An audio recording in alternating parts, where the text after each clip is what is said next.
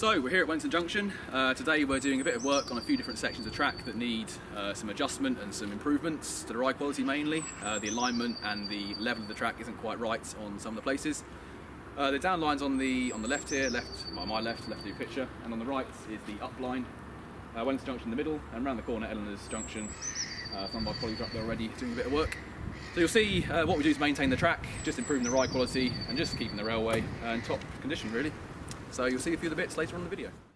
Okay, so we're just spending a bit of time improving the curve leading up to Wellington Junction points. This curve was relaid last January. We changed the alignment slightly, a new base and all the new ballast. So just checking the levels on it, checking the joints for any kinks, and just improving it really so we get a better ride quality.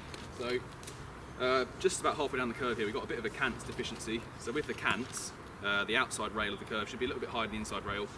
Just helps the wheel set go around the corner and gives us slightly smoother ride. So all we're doing is just putting the jacks in when we need to, and just going to jack it up to the correct cant, and after that we'll pack the ballast underneath it to keep it where it should be.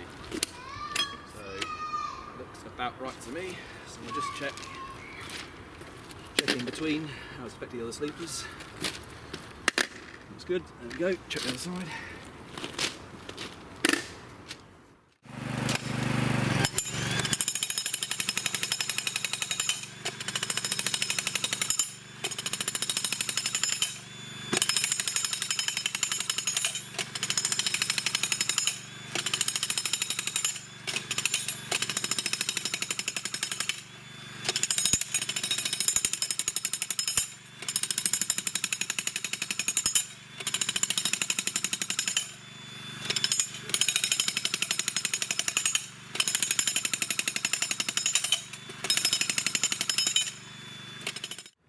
So what you've just seen there, using the Kango jackhammer, it's a bit like what you see digging up a road, electrical powered obviously through our generator. I've just been packing the ballast under the sleepers, so when we jack the track up, obviously we create a bit of a void under the sleepers, which needs to be filled with ballast so that the sleepers then stay in their correct position. So the jackhammer does it very easily. You can do it with a shovel, shovel packing. Jackhammer is it's a lot stronger, a lot quicker than the human with a shovel. So the curve now is on the correct alignment with the correct cant. Hopefully should ride quite nicely. We'll give it a test later on with Bayhurst and the coaches. So that's hopefully job done for that curve for a while. Okay, so this is a Jim Crow. It's a tool that we use to bend the rail effectively. So when the rail isn't quite the right gauge, or in this case the curve isn't quite the right alignment, the woodside rail a little bit kinked, so it's not quite a smooth curve, and also the gauge here is a little bit wide, which also suggests that it needs Jim Crowing back into shape. So we're going to Jim Crow it a little bit, which forces the rail into the correct shape through a Jim Crow device. It's got two clamps on inside the rail, and then the strong vice feature pushes the outside of the rail back in, which therefore bends the rail. Hopefully the rail stays where it is when you get into the right shape. So we're going to bend it a bit like this. Quite difficult. I bend it too much, but that should be enough. We'll leave it there for 30 seconds or so to get some memory. I'll let it go, check the gauge, and hopefully that will be a smoother alignment, give you a better ride in the train. So, given that a bit of time now, so we're going to release the Jim Crow, and hopefully the rail will be pretty much where we want it. Check the gauge, and we'll see if we need any more adjustment. So.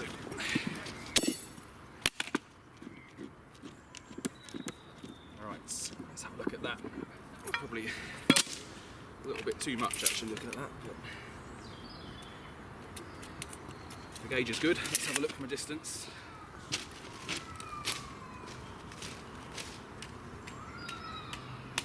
Yep, not bad.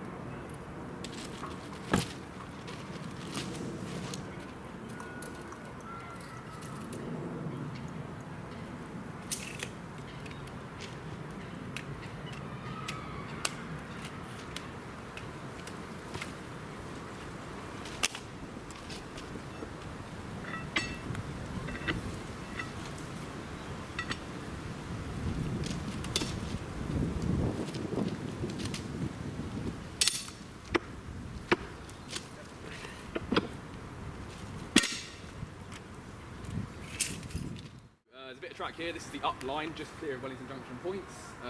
Where the camera is with Mike is about where we finished relaying last January. When we relayed it, obviously we packed it and we got to the correct alignment, but the track gradually beds down, it settles down to how it wants to be. So we just adjusted it in a few places. We lifted up this section here quite significantly actually in the end, by about 2 inches, and just to correct the level on a few other drop joints down there. This section now just needs the ballast tidying up, improve the ballast shoals a little bit, and that's done. So we tested it with Bayhurst and the coaches a moment ago, and the ride quality is very good. It wasn't too bad in the first place, but it's just a little bit extra, keeping railway in top condition is what we're trying to do. We're here on the down line at Wellington Junction. This is a new section of track we laid last year, opened in April. We've been through it all today, right up to Wellington. We checked the levels, checked the alignment, and we're quite pleased actually. It's survived quite well in its first nearly a year. Levels are very good throughout, not much deformation or dropping in the formation. A few little bits to improve. We're going to have a little gym crow here on this joint now. There's a joint by the tree up there that's always been a bit of a problem since we laid it.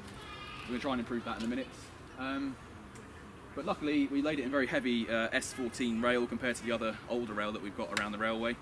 And the rail doesn't seem to hold as many defects, seems to stand up quite nicely. So we're lucky in that sense. Hope it should be quite maintenance free over its lifetime.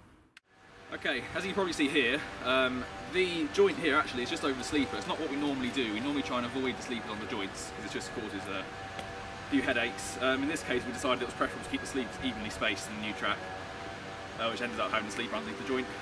It's actually moving the sleeper a little bit when I'm jim crowing, which isn't necessarily a bad thing, but hopefully this will end up in the right position in the moment when we release it. So let's take it off now and see how it goes. Whoa. You feel the sleeper moving back again into the alignment it was in. That looks a bit better to me from here, hopefully. So with the rail fixings, it's very hard to actually move the joint at all. That looks a bit better to me. I'll try the gauge on that quickly. See how it's looking. Much better. There we go.